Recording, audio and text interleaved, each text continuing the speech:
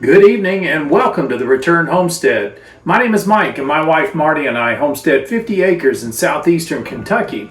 We've been working on this 2001 Fleetwood for quite a while now, and there's still a lot of work to go. We have a little bit of a delay in working on the kitchen. We're just waiting on some resources to be able to get flooring. That's sort of the next step that needs to take place in the kitchen. So we got to get that flooring lined out. In the meantime, we've got lots of other smaller projects we can work on, including redoing this bathroom.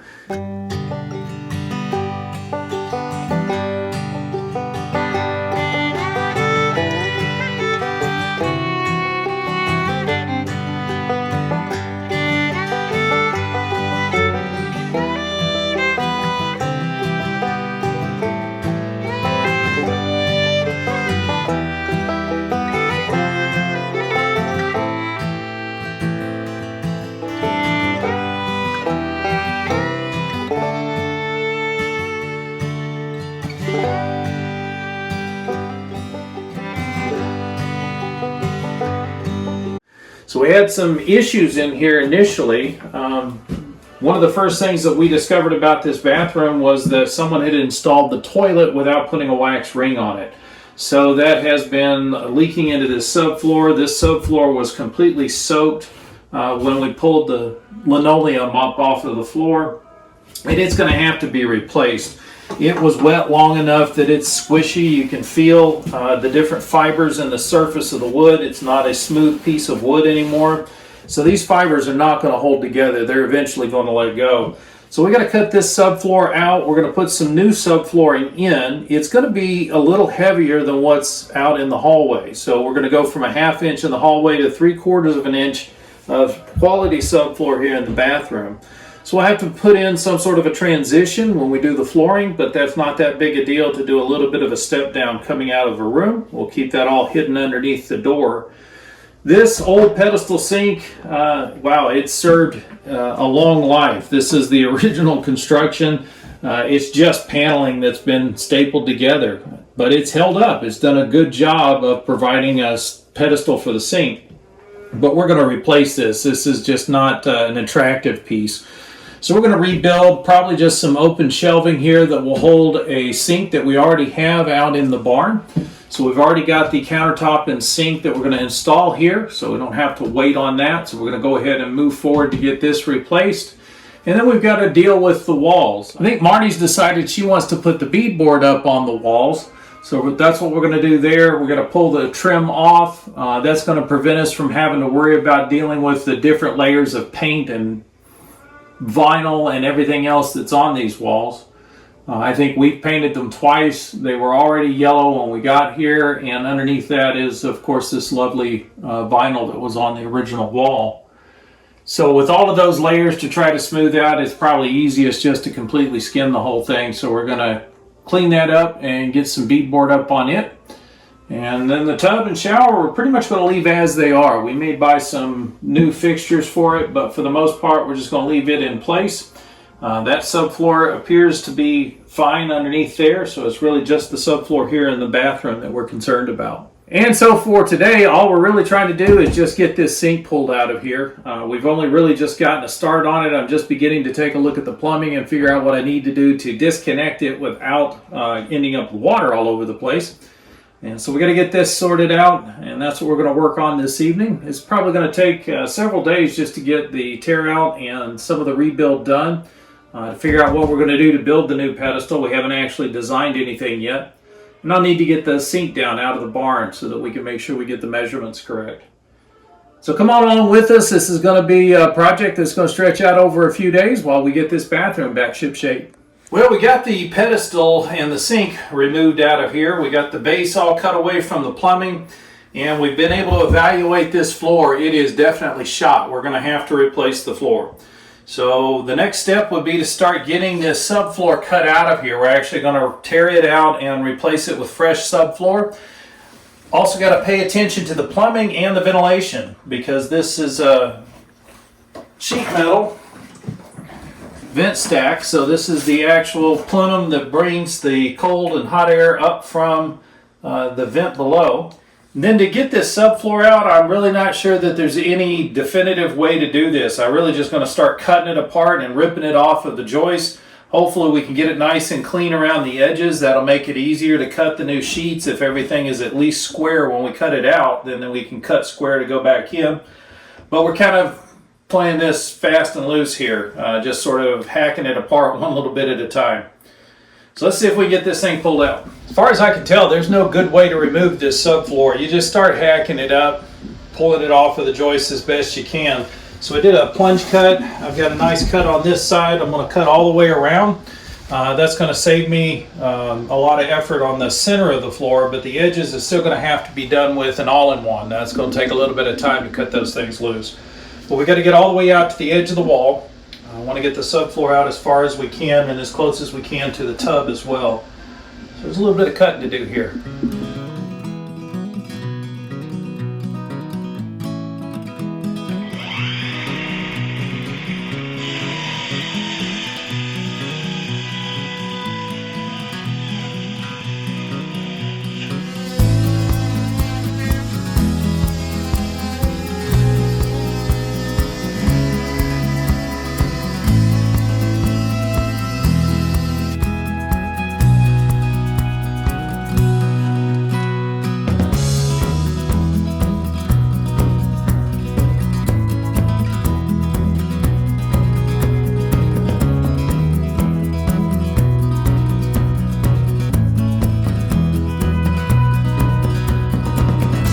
Primary objective is just to keep cutting this stuff away. It is holding very tight on the joist.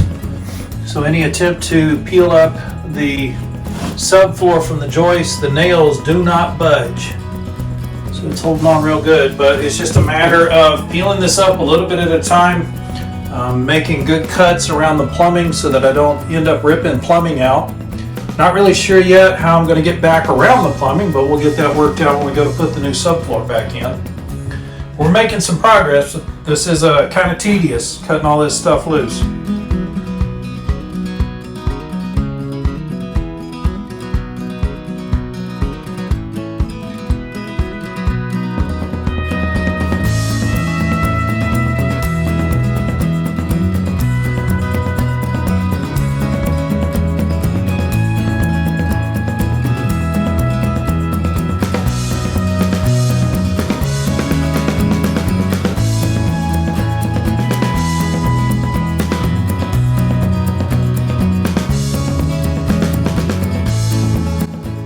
And just like that, we've got most of the flooring ripped out. I've got this one platform in the middle. It's still secured and supporting my weight fine, so we're going to leave that platform while I work on some other items that need correcting. One of the areas that we have to fix is this joist. So the joist is actually supporting the wall like it should be, but I don't have any of that joist available to nail off the new subfloor to, so there's no support for the subfloor. This is no different than hanging drywall. All we have to do is make sure there's some drywall backing. So I will cut a section of 2x4 and just sister it in to this joist. So we'll just create a larger shelf here to support our new subfloor. So we'll take care of that while we got a platform to stand on. So the objective here would be to cut a 2x4 that is long enough to go under the existing subfloor. And we'll just sister it off to this joist. So it looks like we need about 61 to 62 inches. So all we need to do is screw that off right there, and then we'll have a ledge and someplace to screw off the new subfloor to. Perfect.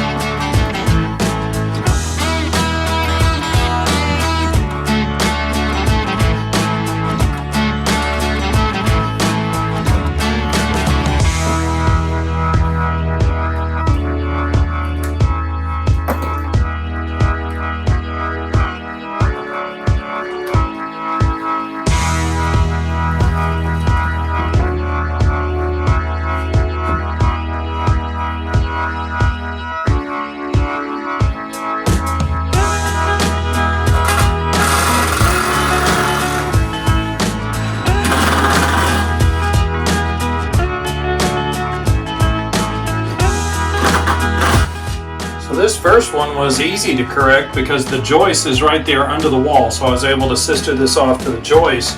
The problem I've got now is that we have the same problem on the other side. So there's no joist under this wall. In fact, there's no joist under that wall. It's a good 10 inches back, so there's no way to sister off anything to this. So we're going to have to come up with a different solution. Luckily, this is behind the toilet and behind the sink. It's never going to carry any weight, but if I don't get some support, it's going to sag right here in the middle, and I don't want that. So we've got to get some kind of support under this edge of the floor.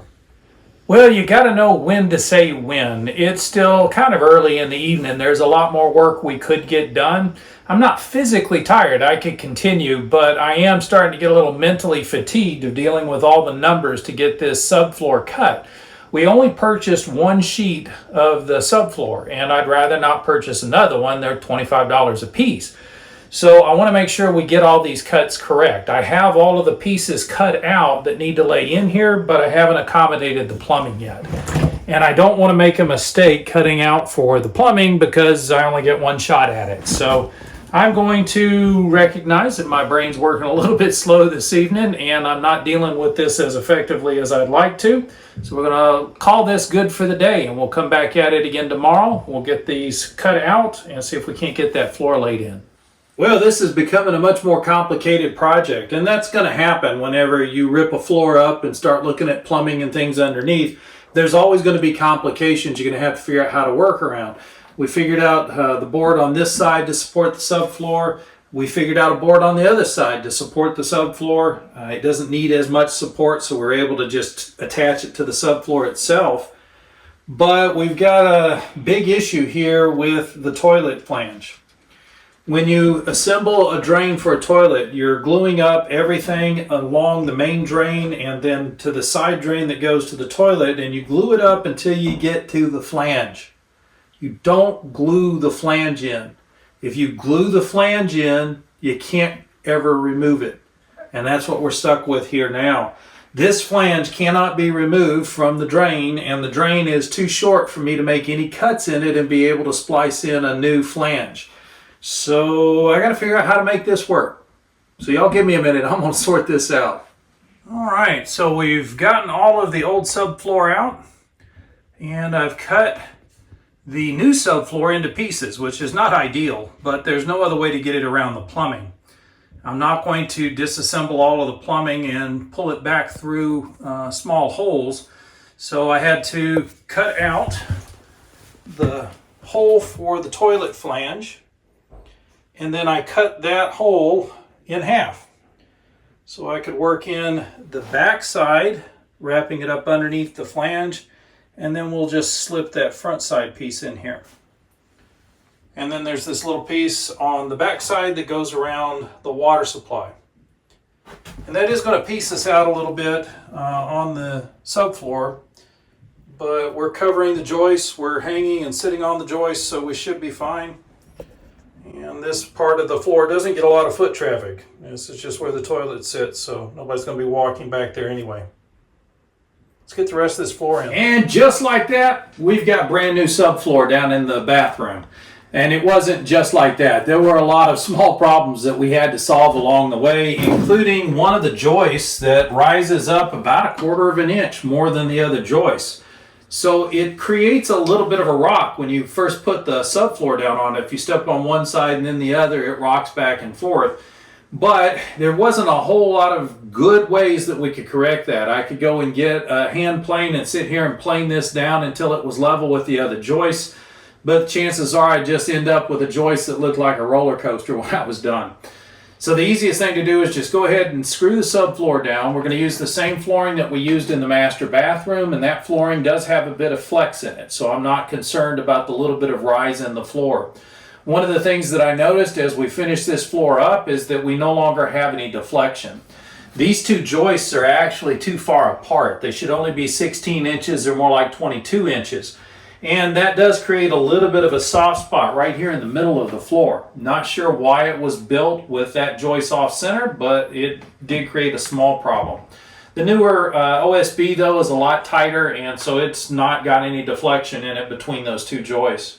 All in all, I'm pretty pleased with the results on the floor. We do have to fill in some holes behind the plumbing. And y'all, this stuff happens sometimes. I forgot to cut the air conditioning vent out. There's supposed to be a hole right here in the floor for the register to fit into. So we'll get that corrected. We'll pull this piece of subfloor up. I'll get the hole cut in.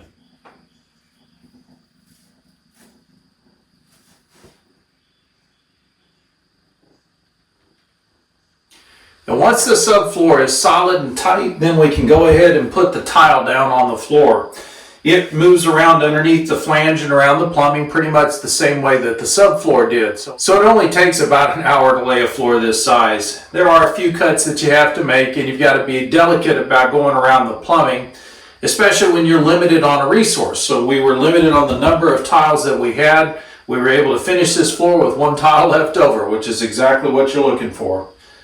So everything's looking really good so far. We've gotten the floor in. We took the beadboard that was on the wall in the dining room. We've pulled that down and we've used it here in the bathroom. Added that accent color that Marty's put into the kitchen. We've also added it here in the bathroom.